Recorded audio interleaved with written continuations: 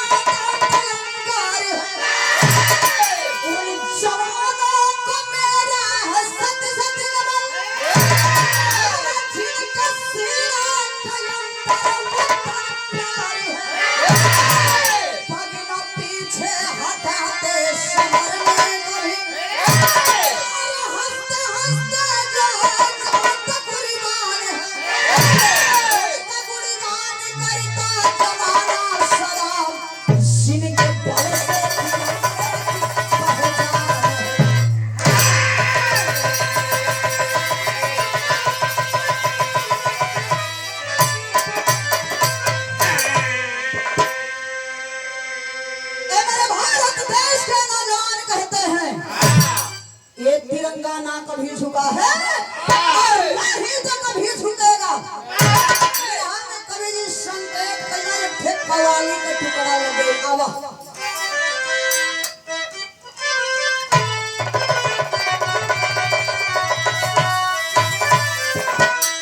ये कवाली का नमूना बा। कोई नशे बाज आसी, कोई नशे बाज आसी कहता है क्या?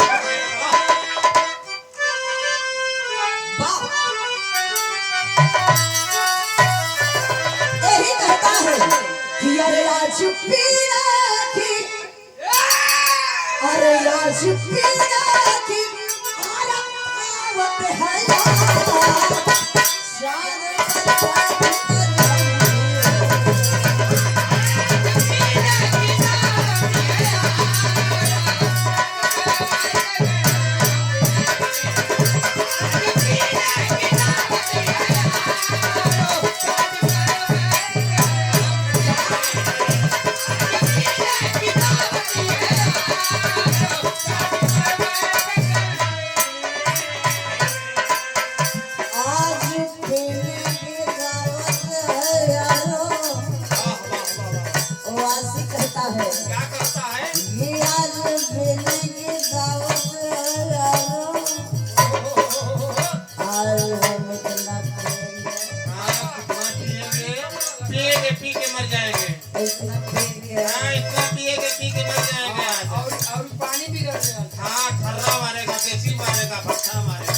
आज पीने की दावत है यारो, रात भर गरम पिएंगे।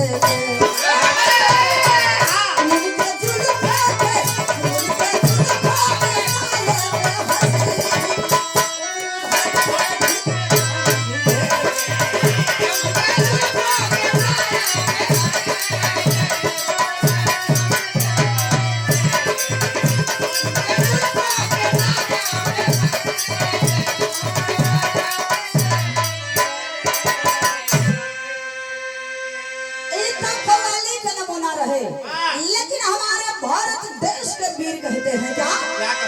कि सींचता खून से उस चमन को, और सींचता खून से इस चमन को, ये चमन हमारा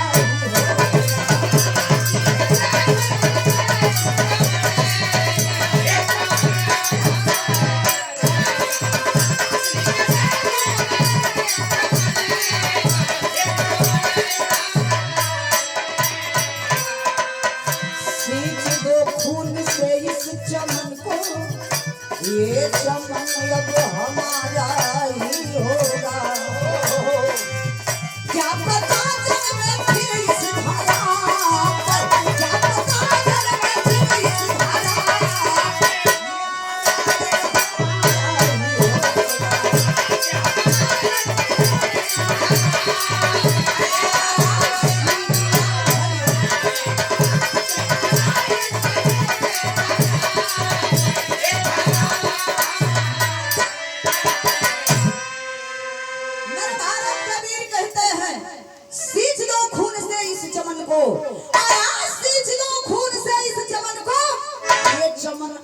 हमारा ही होगा। का पता जन्मी, का पता हाँ कि फिर ये धरती पर जन्म जाए तो फिर दोबारा हमरे हुई। ए भैया विरह में कवि जी संकेत कैलन, कहानी की शुरुआत हो गई।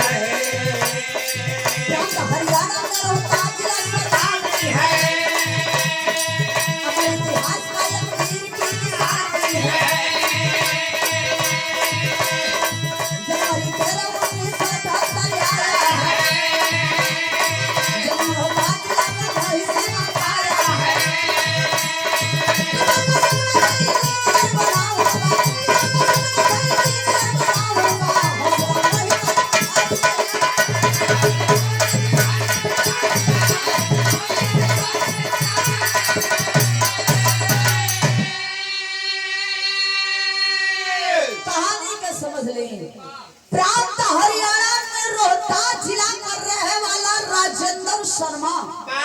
राजेंद्र शर्मा का दुल्हन का नाम बतावल गई सुशीला शर्मा। ए बाबू सुशीला शर्मा राजेंद्र शर्मा के बीच में एक ठे बिटिया एक ठे बेटवा। जौन की बेटवा बड़ हो बिटिया छोटी हो। बेटवा का नाम मोहित शर्मा बतावल गई, बिटिया का नाम ममता। भैया बेटी बेटा सयान होत होन, बढ़त होन सो, पढ़त होन सो। बाबू का सपना है लड़की लड़का दोनों पढ़े में ठीक हो, लड़का के पढ़ाई लिखाई के इंजीनियर बनाई। लेकिन हर मोहित सोचा था बाबू का सपनवा हर कि हम इंजीनियर बनी। लेकिन एक बार हमसे पापा ना पूछत होन कि हमारे मन में का हो, हमारे मन में का चलत हो। ई जवानी कबो व्यर्था ना जाई। हम यदि नौकरी करब तो अपने भारत माई के रक्षा करब, हम फौज में जाई। ए बाबू ये मनवा मन सपना सजावत हो, विरह में पहले गीत लग गई।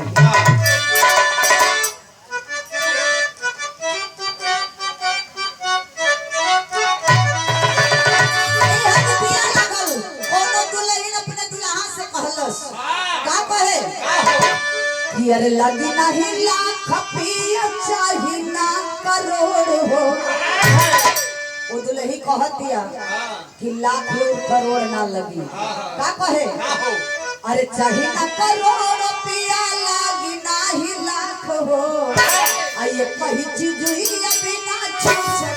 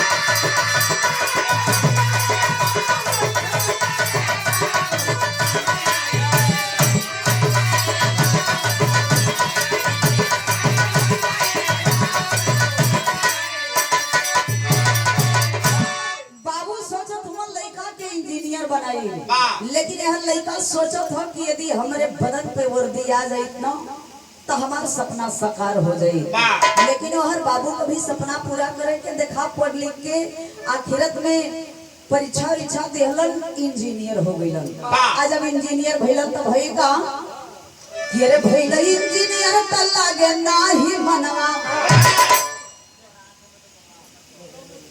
आदरणीय आप नगेंद्र यादव जी आपकी ओर से पुनः 100 रुपये से सम्मानित किया गया। बहुत बहुत प्रणाम आशीर्वाद के चाहत बा। अरे भइल इंजीनियर त लागे नाही मनवा, अरे भर्ती हो गइल जाके फौजदार में।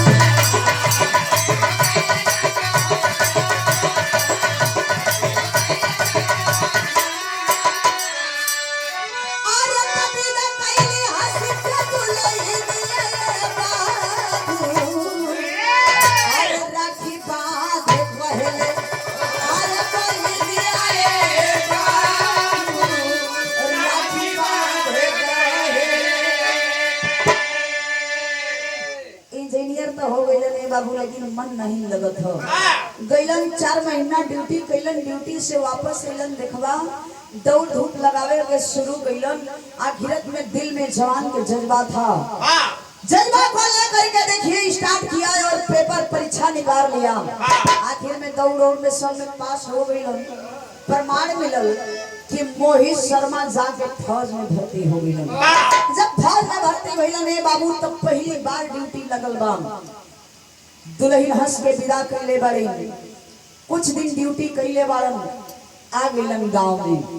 1 महीना का छुट्टी भइल, जब फिर ड्यूटी पे जाए लगलन ए बाबू दुल्हन हंस के विदा कैली हो कि जा तनी त जाई, जा तनी त जाई, लेकिन भारत माई का हमेशा दिल से रक्षा करो। फौजी समझावत हो कि का पागल हो गई बड़ू, तू पागल जैसे कभी कभी बतियावेलू।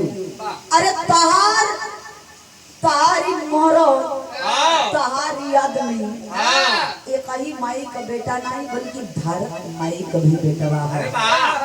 ए बाबू ये तने कही के निकलत हो मोहित शर्मा तबले दुवरिया पे बहिनी थाली में राखी सजाई के खड़ा बड़ी। कली भैया ड्यूटी पे जात हुआ ना, बदन पे वर्दी बा, ये थे हमार बात सुन लो। बहिनी कहली है का कली भैया,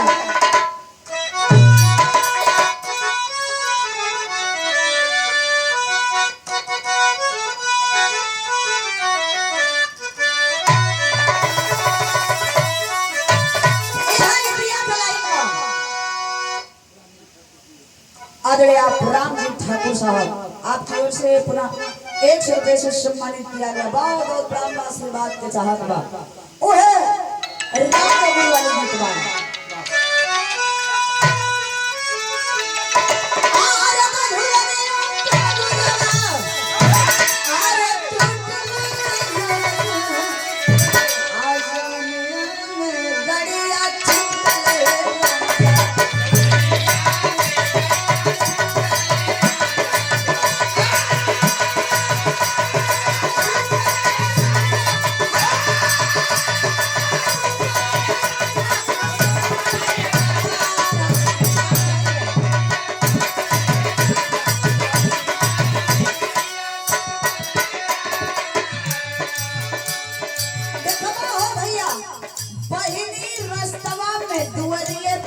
भैया का रोक ले काली। हाँ भैया अपने मन से ड्यूटी, अपने मन से फौज में भर्ती भैया हो ना, तो हमारी बात सुनना।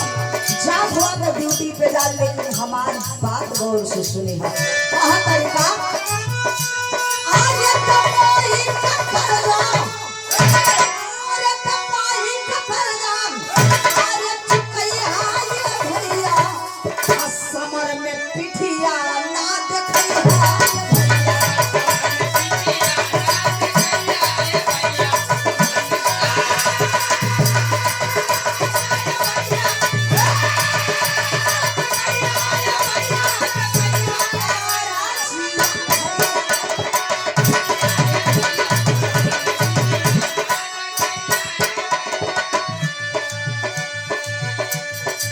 भाभी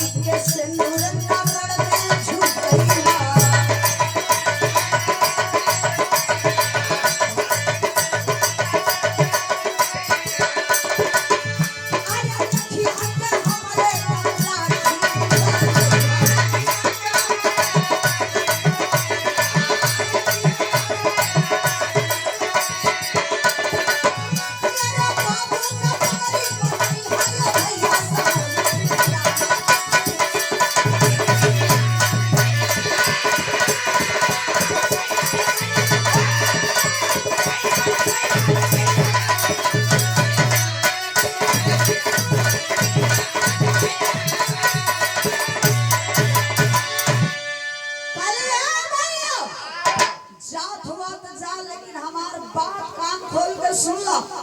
सबसे पहले माई को दूध के कर चुका के यहाँ माई के दूध पे कलम करना लागे। दूसरा बात सुन लो, बाबू को पगड़ी रण में कबो झुके ना, पीठ कभी दिखाई के मत भैया।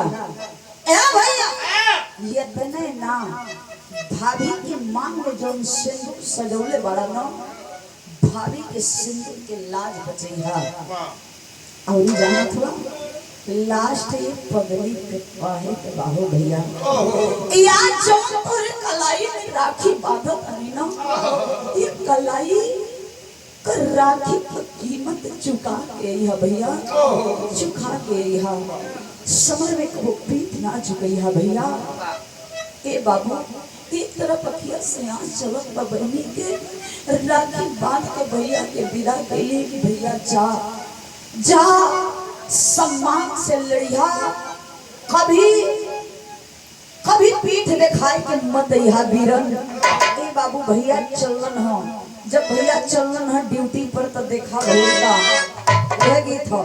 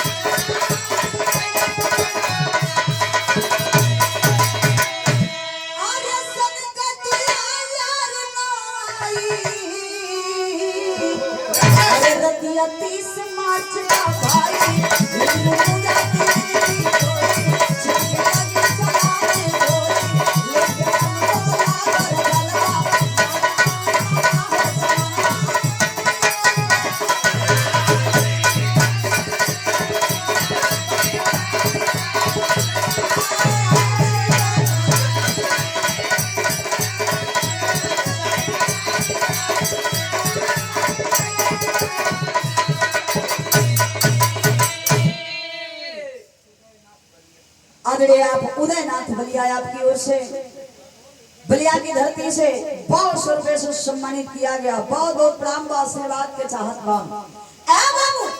आखिरत में दुश्मन घेर लेते हैं, आज जब दुश्मन घेरलन ए बाबू तो यह मोहित शर्मा अपने साथियन के साथ में बटालियन लेकर के पहुंचल बड़न।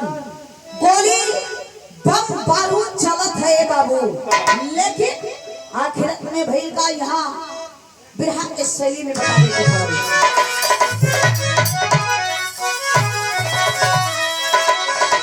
अरे गोली से पूछे बंदे मातरम, अरे बम का जवाब बम, गोली का जवाब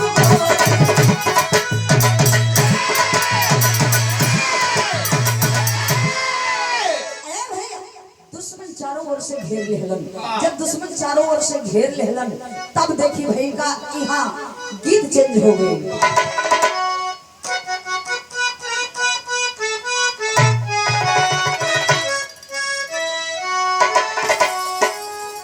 ये गीत के माता बहन लोग बड़ा प्यार से लोग गावेली कि अरे बिटिया क्या प्यारे जान काटाए बाबा, अन्नी बिया चिड़ियन के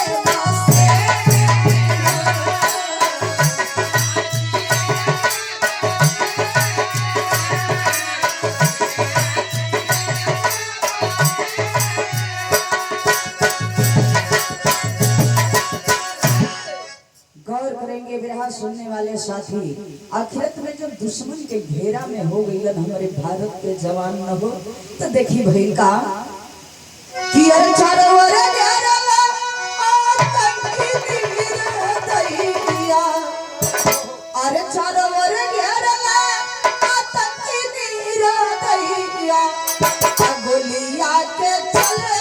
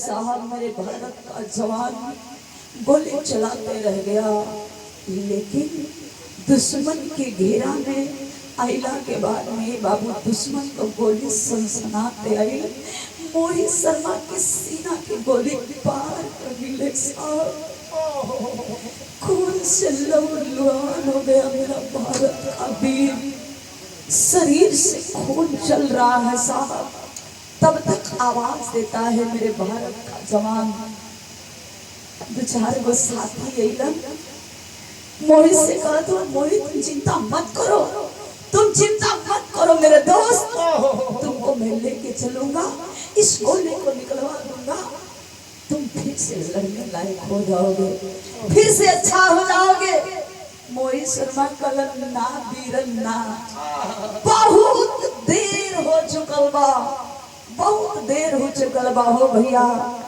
ए बाबू एक तरफ दर्द सीने में एक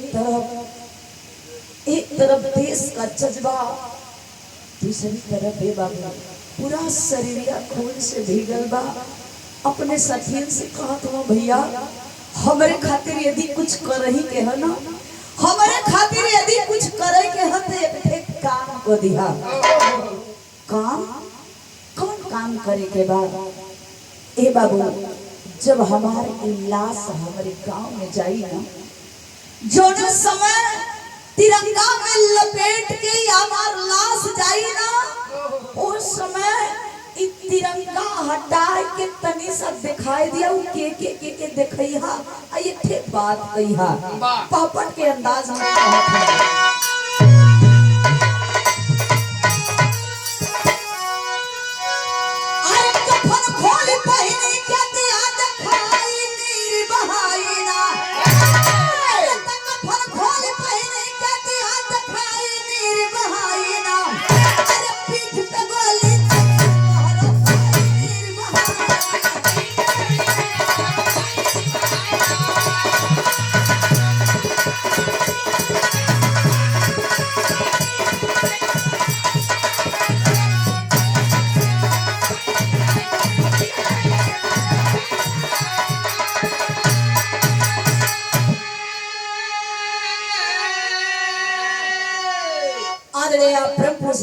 नगेंद्र यादव जी आपकी ओर से अपना 500 रुपए से सम्मानित किया गया चरणों में नमन है आशीर्वाद की प्रतीक्षा है भैया हमारे खातिर करही के बाद तो जब लसिया जाई ना तब बस देश का तिरंगा हटाए तनी से हमारे पगली बहनिया के दिखाई दिया कह दिया कि तोहार भाई पीठ पे ना बल्कि सीना में गोली खेले हो तोहार भाई कायर की तरह ना रे पगली, तोर भाई वीर की तरह लड़ल, वीर की तरह।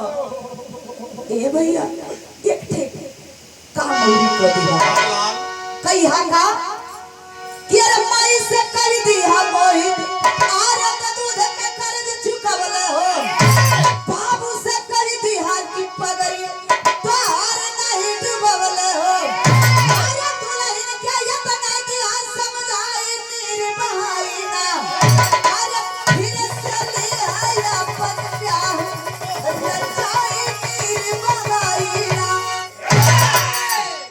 माई के सामने जाए कह दिया कि मोहिता तोरे दूधवा के कर्ज चुकाए देले हो, ये तने ना बाबू से कह दिया कि बाबू को पगड़ी रण में झुके ना देले हैं, ये थे वीर की तरह लड़ाई कैले हैं। ए बाबू लष्टवा में जाए के हमारे पगड़ी दुल्हनिया से कह दिया अब ही बहुत काफी उम्र बचल बा, गोद में एको बच्चा भी ना हो, वो पगली से कह दिया उम्र बहुत लंबी चौड़ी हो, शादी कई के अपन घर बसाए हैं। ये इतने कहा साहब मेरे भारत का जवान इस दुनिया को छोड़ करके भारत माँ के गोद में हमेशा हमेशा के लिए सो गया, मेरे साथ हमेशा हमेशा के लिए सो गया। इतना बतिया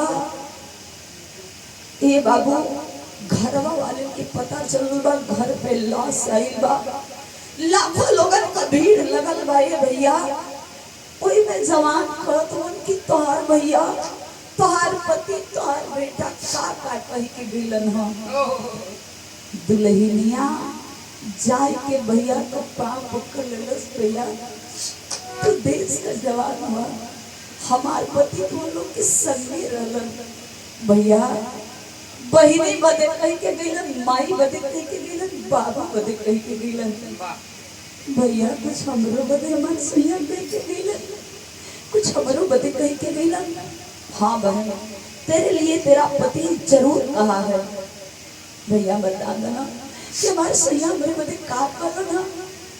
अरे पगली क्या बताऊं, तेरा पति तेरे लिए यही कहा है कि अभी उम्र बहुत लंबी है, तुम किसी से शादी कर लेना, शादी करके अपनी दुनिया बसा लेना, अपनी जिंदगी बसा लेना। अरे बाप रे बाप, ये तने बतिया जोने समय दुल्हनिया सुनलस न हो, कल सैया एक जन्म का नहीं भावर घुमला तो 7 जन्म का क्रिया खैला, कसम खैला कि जन्म जन्म तक साथे रह, लेकिन एक जन्म पहले ही जन्म में हमसे धोखा कई के छेड़ दिला। ये तू कैसे सोच लेला कि हम दूसरा से शादी कई के घर बसा ले? अल्लाह का लाइन में प्रमाण मिलल है।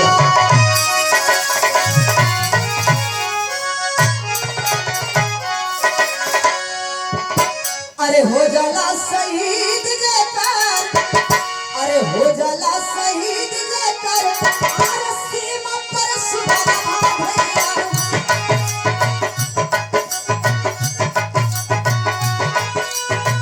युग युग करेला जमाना पूरा।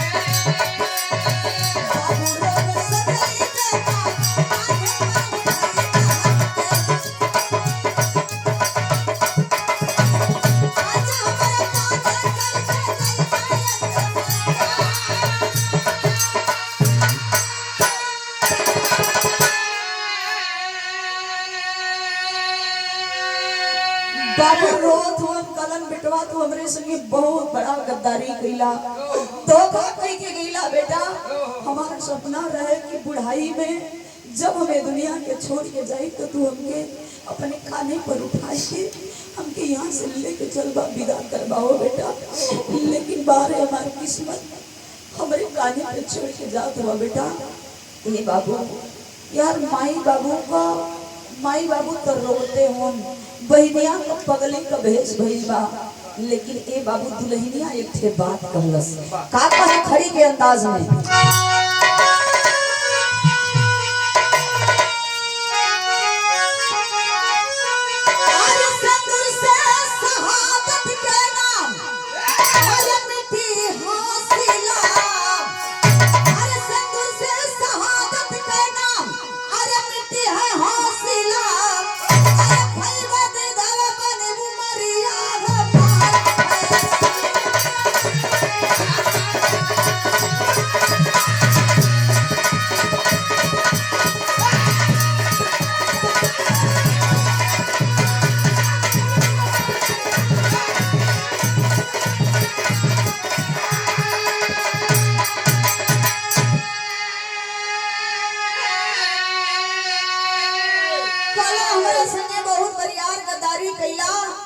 लेकिन एक चीज जान ला तू अपन कसम ना निभैला लेकिन हम बाखूबी अपन कसम निभाई।